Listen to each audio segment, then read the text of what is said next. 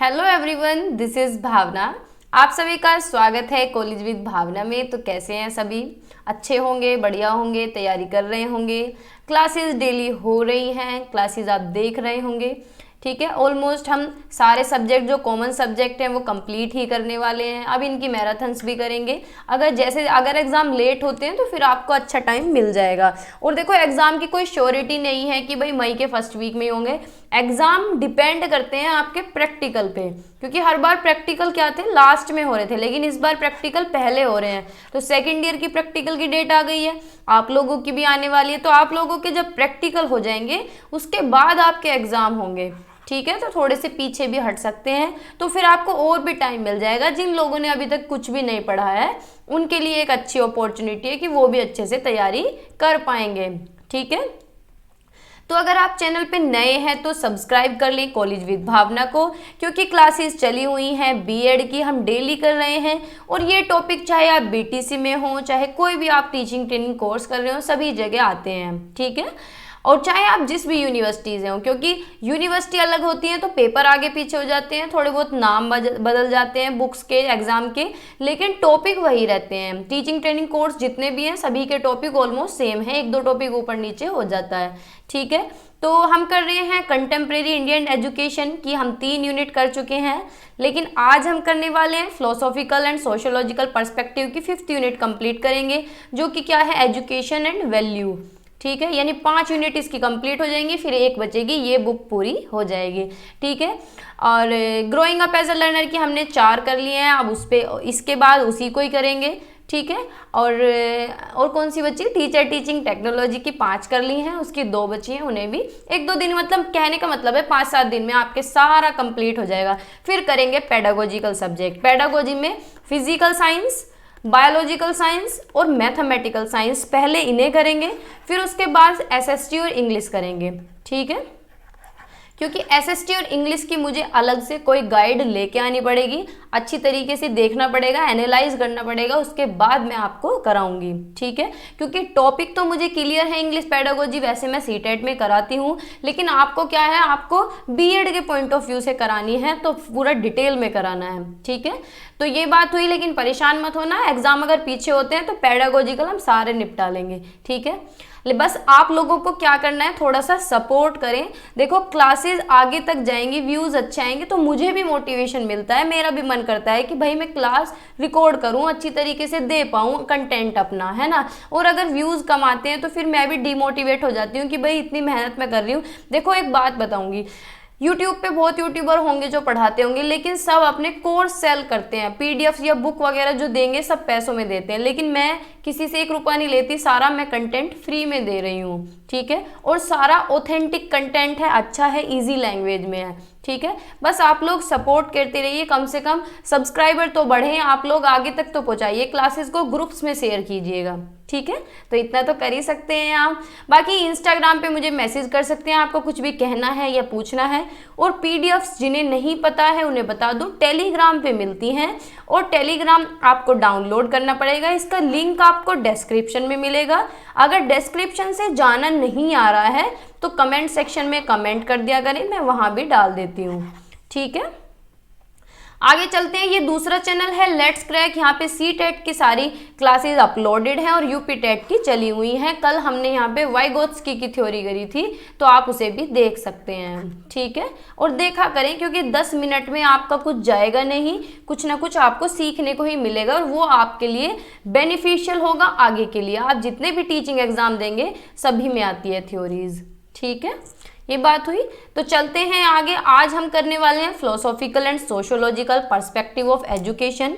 ठीक है, इसकी यूनिट 5 करेंगे, एजुकेशन एंड वैल्यूज। जो है, वैल्यू से क्वेश्चन आता ही आता है, लॉन्ग क्वेश्चन हमेशा आता है, तो वैल्यू एजुकेशन पूछेगा, या फिर पीस एजुकेशन पूछ सकता है, या फिर कॉन्स्टिट्यूशन से कोई भी क्वेश्चन आ सकता है। तो हम पिछले 5 साल को कंसिडर कर रहे हैं, 2022, 19, 18, 17 और 16। भाई 20 में सभी लोग प्रमोट हुए थे और 21 में क्या है, 1.5 घंटे का पेपर था, तो इन्हें करने का कोई पॉइंट ऑफ व्यू नहीं बनता। तो हम क्या कर रहे हैं, 22, 19, 18, 17 और 16, यानी जो हमारा फॉर्मेट चलता आ रहा है पेपर का, वही हम कर रहे हैं। ये आपका पेपर 2 है, यानी 102 है। ठीक है, तो स्टार्ट करते हैं क्वेश्चंस को, एंड तक बने रहिए, एक भी टॉपिक आपको मिस नहीं करना है। ठीक है, तो ये 2016 में क्वेश्चन पूछा गया है कि what do you understand by values, यानी मूल्यों से आप क्या समझते हैं। What is the importance of value education in present era, यानी आज के डेट में क्या वैल्यू है, वैल्यू एजुकेशन की क्या इम्पोर्टेंस है, क्या महत्व है। वैल्यू होते हैं हमारे मूल्य, हमारे सिद्धांत, जो हम अपने अच्छाई बुराई जो हम करते हैं, जो हमारे बिलीफ्स होते हैं, जो हमारे विश्वास होते हैं, जो हम सोसाइटी में रहते हैं, जो सोसाइटी के मानदंडों को पूरा करते हैं। ठीक है, तो वो होते हैं वैल्यूज। पढ़ते हैं बुकिश लैंग्वेज में भी, भाई हम नहीं कहते हैं कि अगर कोई चोरी का काम हो या कुछ गलत काम हो कि भाई ये मेरे मूल्यों से अपोजिट जा रहा है, मेरे सिद्धांत ये नहीं कहते कि मैं इस गलत काम को करूं, है ना, मेरे मूल्य ये नहीं कहते, मेरे माँ बाप ने मुझे ये नहीं सिखाया। तो मूल्य क्या है, जो हम अपने बाबा दादी मतलब सभी से जो अच्छी बातें सीखते हैं वो हमारे मूल्य होते हैं, जो हमारे पुश्तैनिक चलती आ रही है, जो अच्छी चीज़ें हैं, जो पॉजिटिव चीज़ें हैं वो हमारे वैल्यू हैं, जो हमारे बिलीफ्स हैं जो आगे बन रहे हैं उनमें जो अच्छी चीज़ें हैं वो हमारे वैल्यू हैं। ठीक है, तो वैल्यू को आप बहुत तरीके से डिफाइन कर सकते हैं। तो पढ़ते हैं, मूल्य उन सिद्धांतों या व्यवहारों के मानकों को संदर्भित करते हैं जिन्हें किसी विशेष संस्कृति या समाज में महत्वपूर्ण या वांछनीय माना जाता है। यानी किसी भी सोसाइटी में अगर हम रह रहे हैं, जो वहाँ के रूल्स हैं, जो वहाँ के स्टैंडर्ड हैं, वो क्या कहलाते हैं, वैल्यू कहलाते हैं। किसी भी सोसाइटी की जो संस्कृति होती है, जो परंपराएं होती हैं, जो रूल्स होते हैं, हर सोसाइटी के कोई ना कोई रूल्स होते हैं। जैसे कि जो देखो, जैसे कि आप जिस गाँव में जिस मोहल्ले में रहते होंगे उस तरीके वहाँ किस तरीके के लोग हैं, आपको क्या चीज़ करनी चाहिए वहाँ रह के, क्या चीज़ नहीं करनी चाहिए, तो वो सारे किस पे आते हैं, मूल्य होते हैं वो। ठीक है, जो ये मूल्य हैं ये किससे इन्फ्लुएंस होते हैं, रिलीजन से होते हैं, धर्म से, ट्रेडिशन परंपराओं से, पर्सनल बिलीफ से, यानी हमारा पर्सनल ओपिनियन क्या है, भाई मेरी थिंकिंग अलग है, आपकी अलग है ना। तो ये सारी चीज़ें इन्फ्लुएंस करती हैं और किसी भी इंडिविजुअल को शेप देती हैं, आकार देने का काम करती हैं। क्योंकि देखो, मेरे जो है मेरा रिलीजन तुम्हारे से अलग है, तुम क्या पता मोमडन हो सकते हो, तुम हिंदू हो सकते हो, कोई सिख हो सकता है, कोई ईसाई हो सकता है, मेरी परंपरा अलग है, आप लोगों की अलग है, मेरे बिलीफ्स अलग है, मेरी थिंकिंग अलग है, आप लोगों की अलग है। तो ये चीज़ें क्या हैं, किसी भी व्यक्ति को आकार देती हैं, उसके एटीट्यूड को, किसी भी व्यक्ति के विश्वासों को, उसके एक्शंस को, कार्यों को। ठीक है, तो इंपॉर्टेंस ऑफ वैल्यू एजुकेशन, यानी वैल्यू एजुकेशन का महत्व क्या है, मूल्य शिक्षा का महत्व क्या है। तो भाई ये हमारे नैतिक व्यवहार को बढ़ावा देता है। नैतिक व्यवहार क्या होता है, जब हमें ये पता चल जाए कि क्या चीज़ गलत है, क्या चीज़ सही है, कौन से रास्ते हमें जाना है, कौन से रास्ते हमें बचना है। ठीक है, तो वैल्यू एजुकेशन किसी भी इंडिविजुअल के अंदर डेवलप करती है एक मॉरल कंपास, यानी मोरलिटी, गलत सही का पता चले उसे। ठीक है, इथिकल फ्रेमवर्क को, और बढ़ावा देती है एक रेस्पॉन्सिबल बिहेवियर करने के लिए, यानी हम क्या है, एक जिम्मेदार की तरह बिहेव करें, एक अच्छी तरीके से बिहेव करें, और जो हमारी गलत चीज़ें हैं, अनएथिकल चीज़ें हैं, उन्हें क्या है, कम करते हैं मूल्य। जैसे कि हम कुछ भी गलत करने जा रहे हैं तो हमारे अंदर से आवाज़ आती है, नहीं भाई ये बहुत गलत है, हमें नहीं करना चाहिए। या फिर किसी के साथ अगर हमने बुरा कर दिया और हम इंसान अच्छे हैं तो हमारे मन में कहीं ना कहीं ये रिग्रेट रहता है कि भाई हमने उसके साथ गलत किया है। तो ये हमारे मूल्य हैं जो हमें गलत बिहेवियर करने से रोकते हैं। ठीक है, एनकरेजिंग क्रिटिकल थिंकिंग, यानी महत्वपूर्ण सोच को भी प्रोत्साहित करते हैं। मूल्य शिक्षा महत्वपूर्ण सोच और निर्णय लेने के कौशल को बढ़ावा देती है कि हमें किस तरीके से फैसले लेने हैं, जो व्यक्तिगत और व्यावसायिक सफलता के लिए भी आवश्यक है। जब हम फैसले सही तरीके से लेंगे तो वो हमारे लिए भी सही है, औरों के लिए भी सही है, और व्यावसायिक भी सही है, प्रोफेशनली भी ठीक है। ठीक है, डेवलपिंग सोशल रेस्पॉन्सिबिलिटी, अगर आप सिद्धांतों में जुड़े हुए हैं तो आप क्या है, एक नागरिक, जो एक जिम्मेदार नागरिक के जो जिम्मेदार नागरिक के गुण होते हैं वो भी आपके अंदर आएंगे, वो विकसित होंगे।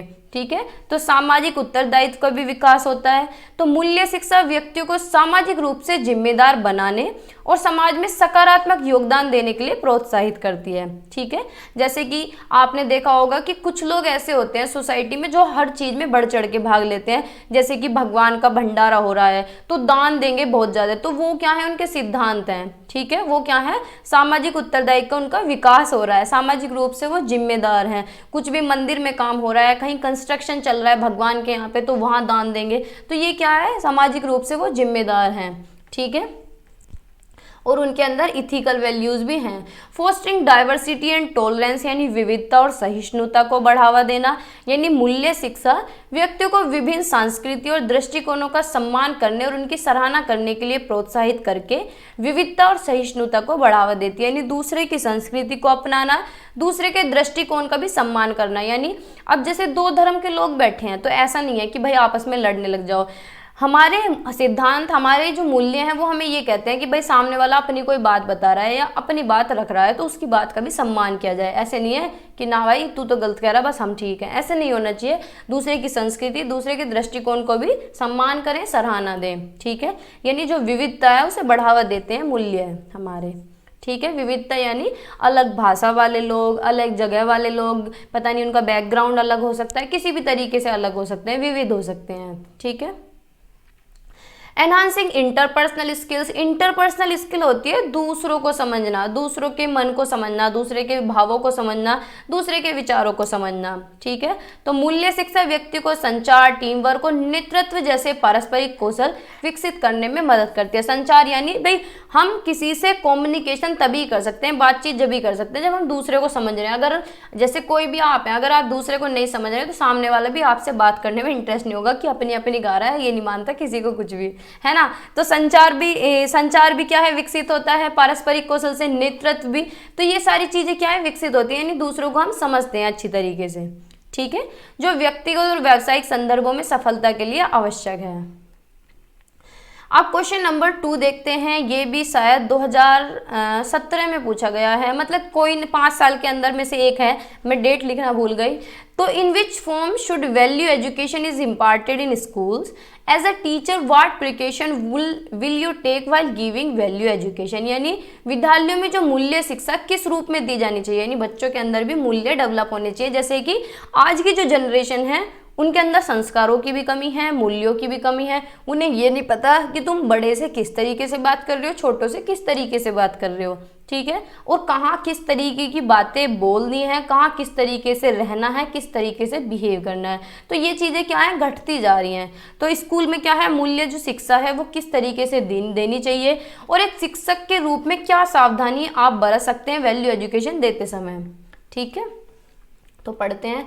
तो भाई जो हमारे बिलीफ्स होते हैं, यानी हमारे विश्वास, हमारे आदर्श जो होते हैं, हमारे प्रिंसिपल सिद्धांत, हमारे मोरल लॉज यानी नैतिक नियम, हमारे बिहेवियरल नॉर्म्स यानी जिस तरीके से हम बिहेव करते हैं सोसाइटी में, to which the person of the society attach weightage, यानी जिससे किसी भी इंसान को समाज में वेटेज दिया जाता है कि भाई ये तो बहुत ही इज्जतदार आदमी है, बहुत ही बढ़िया आदमी है, ठीक है। And by which their behaviour is guided and control, जिसके द्वारा उनका बिहेवियर गाइड किया जाता है और कंट्रोल किया जाता है। अब हम है, जैसे मैं ही हूँ या आप हो, हम किसके द्वारा कंट्रोल है, सोसाइटी के द्वारा। हम अगर कुछ करना भी चाहें तो हम चारों तरफ ये सोचते हैं कि वो क्या सोचेगा, पड़ोसी क्या सोचेंगे, सामने वाला, पीछे वाला क्या सोचेगा। तो हम कहीं ना कहीं से बंधे हुए हैं, कंट्रोल्ड हैं, और गाइड भी हम उन्हीं की तरीके से हैं कि किस तरीके से हमें पहनना है, किस तरीके से बोलना है, किस तरीके से चलना है, ठीक है। तो ये क्या है, values of that society end of its individual, जिस सोसाइटी में हम रहते हैं वहाँ के वैल्यूज को ही हम फॉलो करते हैं, ठीक है। तो वैल्यू एजुकेशन स्कूल्स में अलग अलग तरीके से दी जा सकती है, जैसे कि क्लासरूम डिस्कशन करके टीचर्स और बच्चे एक दूसरे से डिस्कशन करें, रोल प्ले करके भी दे जा सकती है। भाई किसी भी अच्छे से महात्मा गांधी का हम रोल प्ले कर सकते हैं कि भाई उन्होंने कितने अच्छे सिद्धांत थे उनके, कि अहिंसा नहीं करनी चाहिए, किसी के साथ बुरा मत करो, भगवान की पूजा करो, ठीक है। एक्सरसाइज से भी हो सकती है, स्टोरी टेलिंग, किसी भी महान विद्वान की हम स्टोरी बता सकते हैं बच्चों को, केस स्टडी कर सकते हैं किसी भी टॉपिक पे, एक्सपीरियंशियल लर्निंग एक्टिविटीज उनसे करवा सकते हैं बच्चों से। तो जो एम है वैल्यू एजुकेशन का वो क्या है, student understand and internalise fundamental human values, यानी जो वैल्यू एजुकेशन देने का उद्देश्य है कि बच्चे ऑनेस्टी सीख सकें, एम्पैथी उनके अंदर आ सके, रेस्पेक्ट करना सीख सकें, इज्जत देना सीख सकें, जिम्मेदार बन सकें, कंपेशन बन सकें, ठीक है, आत्मसात कर सकें चीज़ों को, ठीक है। तो पढ़ते हैं एक एक करके। तो सबसे पहले है क्लासरूम डिस्कशन। भाई क्लासरूम डिस्कशन क्या है, एक कॉमन तरीका है वैल्यू एजुकेशन इम्पार्ट करने का, यानी क्लास में डिस्कस करना, जैसे टीचर्स डिस्कस करते हैं किसी भी टॉपिक पे कर सकते हैं। This discussion can be initiated by the teacher, teacher के द्वारा शुरू किया जा सकता है ये डिस्कशन, और बच्चों को प्रोत्साहित किया जा सकता है कि वो अपने अपने पर्सपेक्टिव दें, अपने अपने विचार दें वैल्यू एजुकेशन पे और इथिकल डिलेमा पे, ठीक है, यानी एक तरीके से मोरल डिलेमा, जैसे कि कभी आप दुविधा की सिचुएशन में आए हो कि मैं समाज को देखूं या अपने आप को देखूं, या कोई भी सिचुएशन ऐसी हो सकती है। Role playing exercise can also be an effective way to help student understand how their actions can impact others, यानी जो रोल प्ले है, जो हमारी भूमिका है समाज में, उससे वो भी कहीं ना कहीं उससे भी फर्क पड़ता है, वो भी इम्पैक्ट करती है चीज़ों को, वो भी क्या दूसरों को समझने में बच्चे क्या हैं, जैसे कि हम रोल प्ले कर रहे हैं, रोल प्ले का मतलब है कि हमारी क्या भूमिका है, हम किस तरीके से चल रहे हैं, उठ रहे हैं, बैठ रहे हैं, बोल रहे हैं, तो ये भी कहीं ना कहीं इफेक्टिव होता है, ठीक है। आगे चलते हैं, फिर है स्टोरी टेलिंग। स्टोरी टेलिंग भी एक पावरफुल टूल है वैल्यू एजुकेशन इम्पार्ट करने के लिए, तो स्टोरीज बच्चों को बतानी चाहिए। Illustrate values in action and help student develop empathy and understanding of different perspective, यानी हम बच्चों को कोई भी मोटिवेटिंग स्टोरी सुना सकते हैं, किसी भी विद्वान की बता सकते हैं, कोई भी स्कॉलर हो सकता है, किसी की भी बता सकते हैं, जो हमारे राष्ट्र के हित में जिन्होंने काम किया है उनके बारे में बता सकते हैं, केस स्टडी कर सकते हैं किसी भी टॉपिक पे, ठीक है। Students apply ethical principle to real world scenarios, कोई भी रियल वर्ल्ड सिनारियोज बच्चे बता सकते हैं कि मैडम एक बार मेरे साथ ये हुआ था, ये कोई भी कुछ भी, ठीक है। इससे क्या है, उनकी प्रॉब्लम सॉल्विंग स्किल्स भी डेवलप होगी, यानी समस्या समाधान जो कौशल है वो भी विकसित होगा। Experiential learning activities such as community service project, कोई भी कम्युनिटी का प्रोजेक्ट हो, यानी अपने समुदाय का। कल्चरल इमर्जन एक्सपीरियंस, यानी कल्चरल इमर्जन, दो कल्चर एक साथ मिले हुए हों, उनका कैसा एक्सपीरियंस रहता है, जैसे कि हिंदू की कॉलोनी है, मुस्लिम की कॉलोनी है, एक जगह लोग रह रहे हैं तो उसका कैसा एक्सपीरियंस हो सकता है, या कुछ भी हो सकता है। Can also help student internalise values by providing them with opportunity to practise them in real world context, यानी बच्चों को क्या है, बच्चों के अंदर ये चीज़ें इंटरनलाइज करें, आत्मसात करें, उनके अंदर इनकलकेट करें और उन्हें मौके दें कि वो ज़्यादा से ज़्यादा प्रैक्टिस करें कोई भी रियल वर्ल्ड सिचुएशन पे, यानी अपने आसपास से कोई भी सिचुएशन ले सकते हैं, ठीक है। अब एक टीचर होने के नाते कौन कौन से कदम आप उठाएंगे, क्या सावधानियां बरतेंगे वैल्यू एजुकेशन देते समय। Being sensitive to cultural difference, यानी सांस्कृतिक अंतर के प्रति संवेदनशील होना, कि भाई teacher must recognise that values and beliefs can be across cultures and communities, therefore they should be respectful of diversity and avoid imposing their personal believes on student, यानी टीचर क्या है, टीचर को देखना चाहिए कि सबके जो वैल्यूज़ हैं, सबके मूल्य, सबके विश्वास अलग अलग होते हैं, चेंज होते रहते हैं, वेरी करते हैं कल्चर टू कल्चर। भाई मेरे कुछ हैं, आपके कुछ हो सकते हैं, कम्युनिटी टू कम्युनिटी की गांव में कुछ हो सकते हैं, शहर के लोगों के कुछ और मूल्य हो सकते हैं। तो टीचर को क्या है, बच्चों पे मूल्य थोपने नहीं है, सिर्फ उन्हें बताने हैं, ठीक है। अवॉइडिंग अ प्रीची टोन, जो प्रीची टोन है एक तरीके से उपदेश देना या फिर हठ धर्मी स्वर में बोलना, तो इस तरीके से वैल्यू एजुकेशन नहीं देनी है, इससे टीचर को क्या है, बचना है। टीचर को बच्चों को प्रोत्साहित करना है कि उनकी क्रिटिकल थिंकिंग डेवलप हो सके, यानी बच्चे इधर उधर सोच सकें, उन्हें डिस्कशन कराना है, आपस में डिस्कशन करना है और किसी एक कंक्लूजन पे पहुंचना है, ठीक है। और किस चीज़ से बच सकते हैं, balancing personal opinion and objective facts, यानी जो भी ओपिनियन दे रहे हैं वो बैलेंसिंग होने चाहिए, ऐसा नहीं है कि बस टीचर के फैक्ट्स चल रहे हैं, टीचर की चल रही है, टीचर के वैल्यूज चल रहे हैं। भाई टीचर के घर में अलग मूल्य हो सकते हैं, वहाँ हमारे घर में अलग मूल्य हो सकते हैं, है ना। व्यक्तिगत राय और वस्तुनिष्ठ तथ्यों को संतुलित करना, तो teacher should present objective facts and argument about different value system, यानी अलग अलग सिस्टम, अलग अलग जाति, अलग अलग रिलीजन के वैल्यूज बताए, ऐसे नहीं है सिर्फ एक के ही बताए, ठीक है। और अपने पर्सनल ओपिनियन बच्चों पे ना थोपे और बच्चों को प्रोत्साहित करे टू फॉर्म देयर व्यूज, जिससे कि वे अपने व्यूज बना सकें, अपने ओपिनियन बना सके किसी भी एविडेंस पे, किसी भी तर्क के बेस पे, ठीक है। आगे चलते, ओ भाई साहब ये क्या हो गया, आगे चलते हैं फिर। बीइंग एज अप्रोप्रिएट, यानी जो टीचर बता रही है वो कैसा होना चाहिए, आयु उपयुक्त होना चाहिए। भाई छोटे बच्चे हैं और तुम उन्हें बातें बड़ी बड़ी बता रहे हो तो उन्हें समझ आएगा नहीं ना, तो कैसा होना चाहिए, बच्चे को जब वैल्यू एजुकेशन दे रहे हैं, मूल्य बता रहे हैं, तो उसका मैच्योरिटी लेवल देख के बताना है, ठीक है। जो हम कंटेंट डिलीवर कर रहे हैं वो उनकी एज के अकॉर्डिंग करें, ठीक है। जैसे कि बड़े बच्चे हैं, उन्हें कॉन्क्रीट एग्जाम्पल दिखा सकते हैं, हैंड्स ऑन एक्टिविटीज़ करा सकते हैं, वाइल ओल्डर स्टूडेंट्स में benefit from more complex discussion, sorry जो छोटे बच्चे हैं उन्हें कॉन्क्रीट एग्जाम्पल दिखा सकते हैं, यानी छोटे बच्चों को क्या है हम लाइव एग्जाम्पल दिखा सकते हैं, उनके हाथों से टच करवा के कोई भी ऐसी चीज़ हो सकती है जैसे कि बुरा करना, किसी भी जीवों पे दया करना, तो इस तरीके के लाइव एग्जाम्पल दिखा सकते हैं, हैंड्स ऑन एक्टिविटीज़ कर सकते हैं। लेकिन जो बड़े बच्चे हैं उन्हें क्या है थोड़े से कॉम्प्लेक्स डिस्कशन भी हम दे सकते हैं, केस स्टडी दे सकते हैं। ठीक है।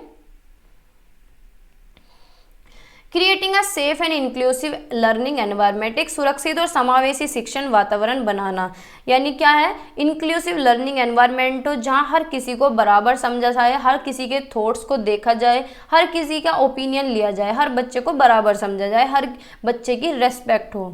तो टीचर को क्या है इस तरीके का एनवायरनमेंट रखना चाहिए जो कि इंक्लूसिव हो, यानी इंक्लूसिव का मतलब होता है हर बच्चे को इंक्लूड करना है। जैसे कि डिस्कशन कर रहे हैं तो ऐसा नहीं है कि होशियार बच्चों से या अच्छे बैकग्राउंड के बच्चे आए उनसे डिस्कशन करें, सभी को इन्वॉल्व करें। ठीक है, हर बच्चा अपने थॉट्स जो उनके मन में विचार आ रहे हैं उन्हें एक्सप्रेस कर सके, अपने अपने ओपिनियन दे सके बिना डरे, बिना किसी रिडिक्यूल के।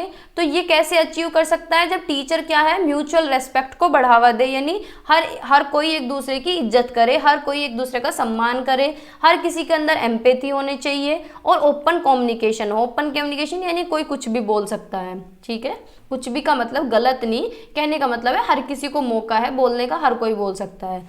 तो अगर लास्ट में देखें, समरी में देखें तो वैल्यू एजुकेशन स्कूल्स में दी जानी चाहिए बहुत ही सेंसिटिव और थॉटफुल अप्रोच के थ्रू। तो टीचर मस्ट बी माइंडफुल, जब टीचर वैल्यू एजुकेशन दे रहा हो तो उसके दिमाग में कल्चर डिफरेंस जरूर होना चाहिए कि भाई हमारी संस्कृति क्या है, दूसरे की संस्कृति क्या है। टीचर को अपने पर्सनल ओपिनियन बच्चों पे नहीं थोपने चाहिए और उन्हें एक अच्छा एनवायरनमेंट दिया जाना चाहिए जिससे उनकी क्रिटिकल थिंकिंग बढ़ सके और वो एक दूसरे की रेस्पेक्ट कर सकें, एक दूसरे के बातों की रेस्पेक्ट कर सकें। ठीक है, फिर थर्ड क्वेश्चन है what are the main provisions for education in Indian constitution. 2017 में ये क्वेश्चन पूछा गया है, शायद शॉर्ट में पूछा गया हो कि भारतीय संविधान में शिक्षा के लिए प्रमुख प्रावधान क्या है। तो बताइए, चलते हैं। The main provisions for education in the Indian constitution are as follows, यानी भारतीय संविधान में शिक्षा के लिए मुख्य प्रावधान क्या है कि भाई एजुकेशन कैसी दी जानी चाहिए, बच्चों को फ्री एजुकेशन होनी चाहिए। तो आरटीए एक्ट आया था 2009 में जो 2010 के अंदर इम्प्लीमेंट किया गया था। तो इसमें कहा गया था कि क्या है 6 से 14 साल के बच्चों के लिए फ्री और कंपलसरी एजुकेशन होनी चाहिए और यह सुनिश्चित करें कि हर बच्चे को फ्री एजुकेशन मिले और कंपलसरी एजुकेशन हो। ठीक है, सेकंड क्या है directive principles of state policy, यानी constitution directive principles of state policy ये मैंडेट करता है कि हर एक स्टेट के अंदर बच्चों को फ्री एजुकेशन मिले, कंपलसरी एजुकेशन मिले जब तक कि वो 14 साल के ना हो जाएं। ठीक है, लेकिन ये जो प्रिंसिपल है ये हम किसी पे थोप नहीं सकते, लीगली क्या है एनफोर्सिबल नहीं है। अगर कोई चाहता है तो ले सकता है, नहीं तो जबरदस्ती भी किसी के साथ नहीं है। ठीक है, एजुकेशनल इंस्टीट्यूशंस खोले जाने चाहिए। तो ये कॉन्स्टिट्यूशन रिकॉग्नाइज करता है कि different types of educational institutions including government schools, यानी गवर्नमेंट स्कूल्स होने चाहिए, प्राइवेट स्कूल हो, माइनॉरिटी एजुकेशनल इंस्टीट्यूशंस हो यानी अल्पसंख्यक शिक्षक ये इंस्टीट्यूट हो, क्या बोलते हैं विश्वविद्यालय हो, संस्थान हो। तो it also provide for the establishment of universities and other education institutions by the state, state के द्वारा यूनिवर्सिटीज भी एस्टेब्लिश होनी चाहिए और एजुकेशनल इंस्टीट्यूशंस भी होने चाहिए। ठीक है, लैंग्वेज ऑफ इंस्ट्रक्शन यानी निर्देश की भाषा क्या होनी चाहिए जो बच्चों को पढ़ाया जा रहा है। कॉन्स्टिट्यूशन के अंदर ये रिकॉग्नाइज किया गया भाई लैंग्वेज बहुत जरूरी है शिक्षा में और बच्चों को लैंग्वेज अच्छी सिखाई जानी चाहिए। लेकिन बच्चे किस तरीके से अच्छे सीख सकते हैं अपनी मदर टंग में, तो उन्हें क्या है माध्यम क्या होना चाहिए सिखाने का, मदर टंग होनी चाहिए या फिर रीजनल लैंग्वेज उनकी क्षेत्रीय भाषा होनी चाहिए स्कूल्स के अंदर। ठीक है, अब जो नीची जाति से बिलोंग करते हैं उनके लिए क्या होना चाहिए रिजर्वेशन होना चाहिए। ठीक है, तो रिजर्वेशन सीट्स होनी चाहिए किनके लिए सोशली और इकोनॉमिकली डिसएडवांटेज ग्रुप के लिए, यानी जो वंचित ग्रुप है सोशली या फिर इकोनॉमिकली यानी जिनके पास आर्थिक स्थिति जिनकी अच्छी नहीं है या सामाजिक रूप से वंचित है। ठीक है, जैसे कि SC ST है और अदर बैकवर्ड क्लासेज हैं। ठीक है, इक्वलिटी होनी चाहिए, यानी ये constitution guarantee equality of opportunity in education, यानी सभी को बराबर मौके मिले, किसी के साथ कोई भी पक्षपात ना हो उनके धर्म के आधार पे, रेस, उनके कास्ट के आधार पे, सेक्स के आधार पे और उनके बर्थ प्लेस के आधार पे। ठीक है।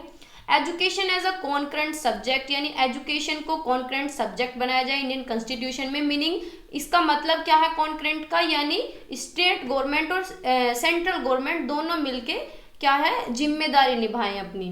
ठीक है, दोनों पॉलिसीज बनाएं एजुकेशन को लेके।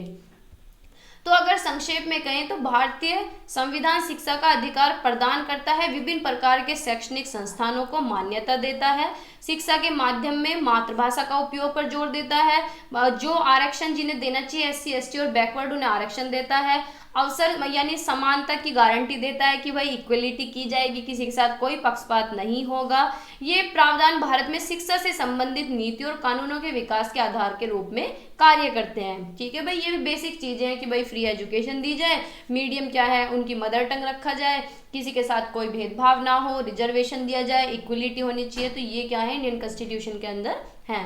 ठीक है, नेक्स्ट क्वेश्चन है ये 2022 में पूछा गया है लॉन्ग क्वेश्चन, यानी देखो रिसेंट में क्वेश्चन आया है पीस एजुकेशन से, अब तक आ रहा था वैल्यू एजुकेशन से। तो ये 2022 का अब तो रिपीट होगा नहीं, लेकिन पीछे वाले हैं वो रिपीट होंगे। ठीक है, रिसेंट का पेपर कभी रिपीट नहीं होता। तो what is mean by peace education? Discuss the role of education establishing unity in diversity for peaceful and cooperative living. यानी भाई पीस एजुकेशन से आप क्या समझते हैं कि शांतिपूर्वक शिक्षा हो। क्या है शांति शिक्षा से क्या तात्पर्य है? शांतिपूर्ण और सहकारी जीवन के लिए विविधता में एकता स्थापित करने वाली शिक्षा की भूमिका पर चर्चा करें। यानी ऐसी एजुकेशन होनी चाहिए जो बिल्कुल शांतिपूर्वक हो, विभिन्नता को अपनाए, विभिन्नता की एकता को स्थापित करे।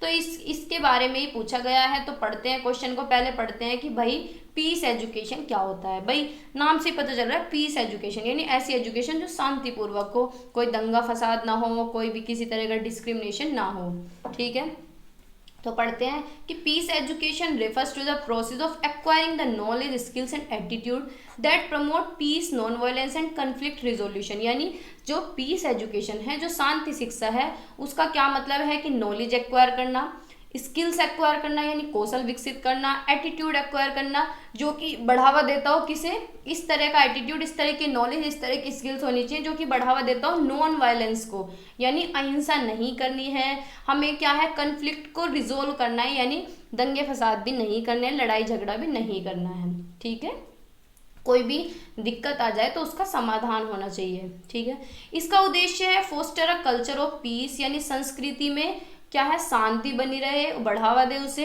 Create conditions for peaceful coexistence by developing individuals abilities to understand and manage conflict in a peaceful way. और अगर द्वंद्व हो जाता है, कन्फ्लिक्ट हो जाता है, यानी लड़ाई झगड़ा हो जाए तो उसे प्यार से समझा ले। ठीक है, क्या है ऐसी स्थिति बना ले कि प्यार से चीजें सुलझ जाएं। शांतिपूर्वक और सहकारी जीवन के लिए विविधता में एकता स्थापित करने में शिक्षा की भूमिका महत्वपूर्ण है और कई तरीके से हासिल किया जा सकता है। तो कौन कौन से तरीके हैं जिससे शांति स्थापित हो सकती है, विविधता में एकता स्थापित हो सकती है, यानी जो अलग अलग डाइवर्सिटी वाले लोग हैं उनके साथ भी अच्छी तरीके से हम रह पाए पीसफुली। तो फर्स्ट है प्रोमोटिंग कल्चर अवेयरनेस, यानी सांस्कृतिक जागरूकता को बढ़ावा देके जो कल्चर अवेयरनेस है, अलग अलग कल्चर वाले जो लोग हैं उन्हें क्या है उनकी रेस्पेक्ट करें, उन्हें प्रमोट करें, अप्रिशिएट करें, समझें उन्हें। ठीक है, तो education can help individual to develop an understanding and appreciation of different culture, religion and belief. यानी एजुकेशन से हम क्या करते हैं भाई, शिक्षा के माध्यम से हम दूसरों को समझते हैं, कोई अलग अलग जो संस्कृति से लोग आते हैं उन्हें अप्रिशिएट करें, उन्हें समझें, दूसरे के धर्म को समझें, दूसरे की बिलीफ्स को समझें। ठीक है, विश्वास को समझें। ये बढ़ावा देता है कल्चर अवेयरनेस को कि जो अलग अलग संस्कृति हैं उनके बारे में भी हम जागरूक होने चाहिए। एजुकेशन क्या करती है, जो स्टीरियोटाइप है, जो रूढ़िवादिता है उसे कम करती है, प्रिजुडिस को कम करती है। रूढ़िवादिता क्या होता है, जो पक्षपात हो रहा है, लड़के लड़कियों के साथ कोई भी पक्षपात हो रहा है या फिर पुरानी सोच है तो उसे क्या है कम करती है। जो मिसअंडरस्टैंडिंग है यानी जो गलत फहमियाँ हैं उन्हें भी कम करती है। गलत फहमियों की वजह से क्या होता है, द्वंद्व होता है, लड़ाई झगड़े होते हैं, तो उन्हें भी कम करती है। ठीक है, यानी आपने देखा होगा जितना ज़्यादा एजुकेटेड बंदा होगा वो क्या है, पीसफुल होगा, शांतिपूर्वक होगा। सामने वाला कितना भी बक बक करते रहे, अगर दूसरा बंदा पढ़ा लिखा है तो वो चुप रहेगा। तो ये चीज़ हमारे अंदर कहाँ से आती है, एजुकेशन की वजह से।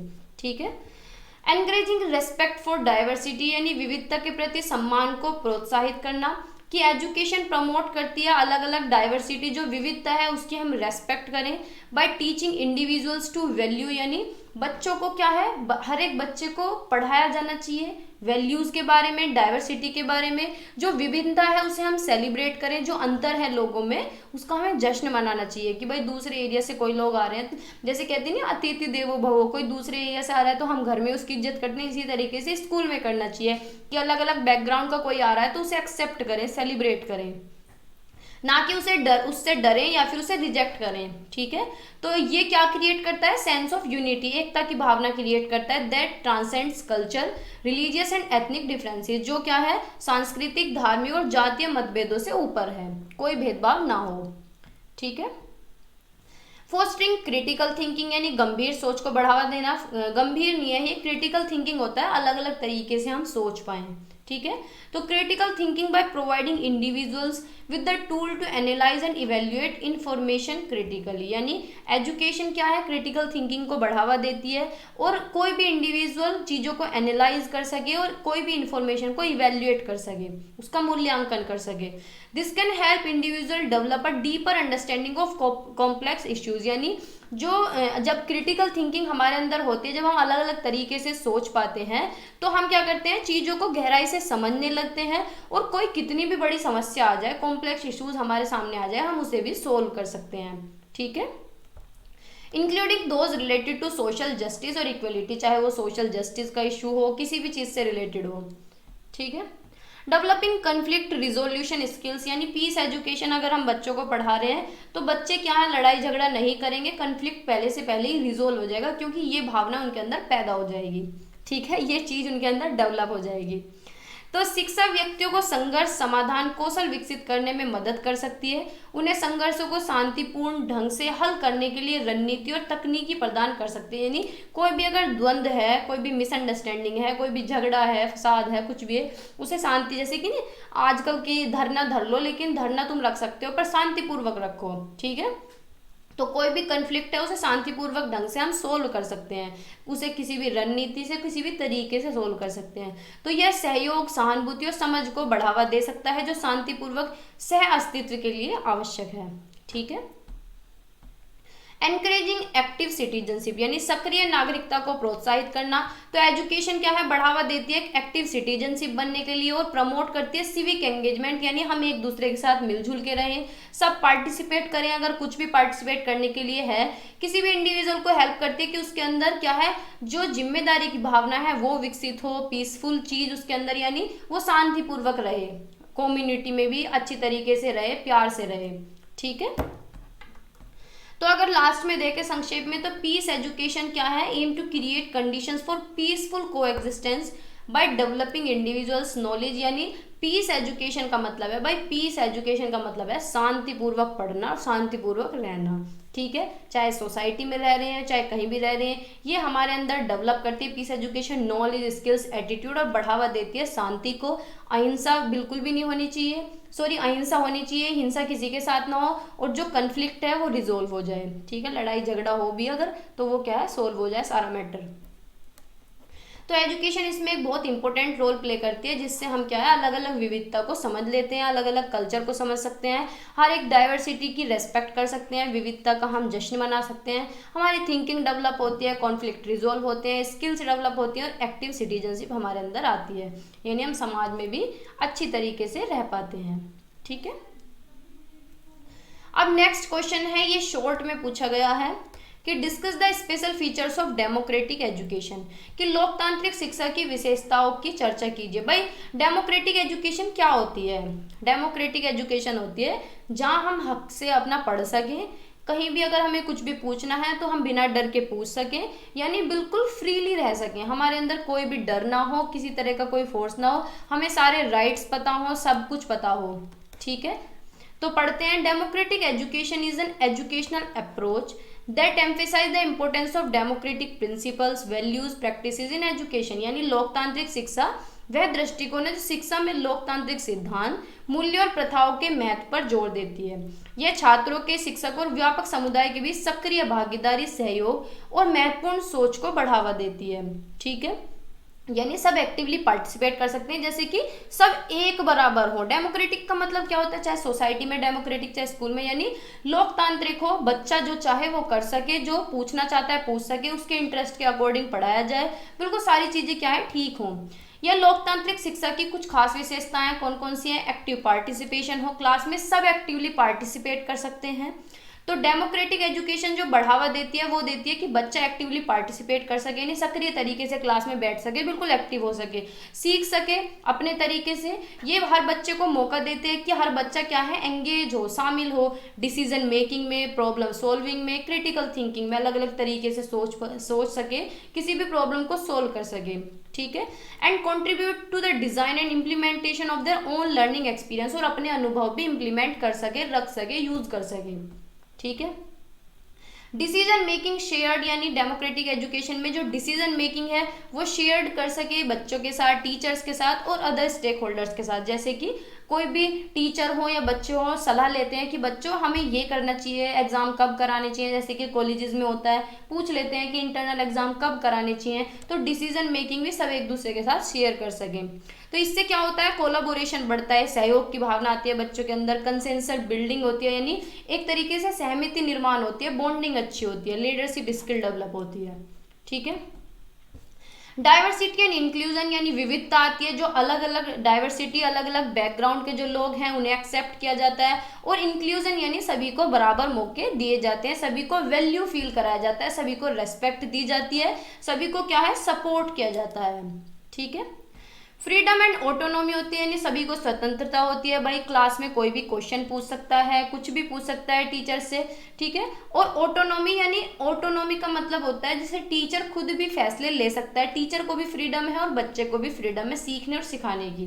ठीक है, तो ये बढ़ावा देता है कि बच्चे एक्सप्लोर कर सकें अपने इंटरेस्ट को, अपने पैशन को, यानी उनका जो पैशन है उसे फॉलो कर सकें, रिस्क ले सकते हैं और अपनी गलतियों से सीख सकते हैं। ठीक है, reflection and evaluation, democratic education जोर देती है रिफ्लेक्शन और इवेल्युएशन लर्निंग प्रोसेस पे, यानी बच्चों को मौके देती है कि वो अपनी लर्निंग को दर्शाएं, दिखाएं, भाई तुम्हारे अंदर क्या चीजें हैं, क्या क्रिएटिविटी है, और अपनी प्रोग्रेस को इवेल्युएट करें, मूल्यांकन करें कि तुमने क्या सही किया है, कितना ठीक किया है, कहाँ तुम्हें दोबारा कराने की जरूरत है, चीजें सिखाने की जरूरत है, और टाइम टू टाइम बच्चों को फीडबैक दिया जाए। ठीक है, ठीक है, तो this is all for today. आज की वीडियो में इतना ही था। ये हमारा वैल्यू एजुकेशन टॉपिक कंप्लीट हो गया है, यानी ये यूनिट हमारी कंप्लीट हो गई। इससे अलग इससे क्वेश्चन अब तक नहीं आया है, जितने भी क्वेश्चन आए थे वो मैंने करा दिए हैं। तो होपफुली आपको ये समझ आया होगा। अगर एक बार में नहीं आया तो दोबारा देख लेना, क्योंकि देखो टॉपिक बहुत ज़्यादा थ्योरेटिकल है, हर जगह वैल्यू एजुकेशन ही है। अब जैसा भी है हमने थोड़ी बनाया, जो बुक में है वही तो कर रहे हैं, है ना। और सभी के साथ यही दिक्कत होती है, बीएड की जो थ्योरी है वो थोड़ी सी बोरिंग हो जाती है कभी कभी, लेकिन धीरे धीरे इंटरेस्ट लेके पढ़ेंगे और कंटिन्यूटी में पढ़ेंगे तो आपका फ्लो बनने लगेगा। ठीक है, और क्लास को पूरा देखे करें, एक बार में नहीं देख सकते तो 2 बार में देख लिया करें, लेकिन क्लास को पूरी देखेंगे तभी आपके लिए फायदेमंद है। और इसकी पीडीएफ मैं आपको टेलीग्राम पे दे दूंगी। तो बाय बाय, टेक केयर, पढ़ते रहिए और मुस्कुराते रहिए।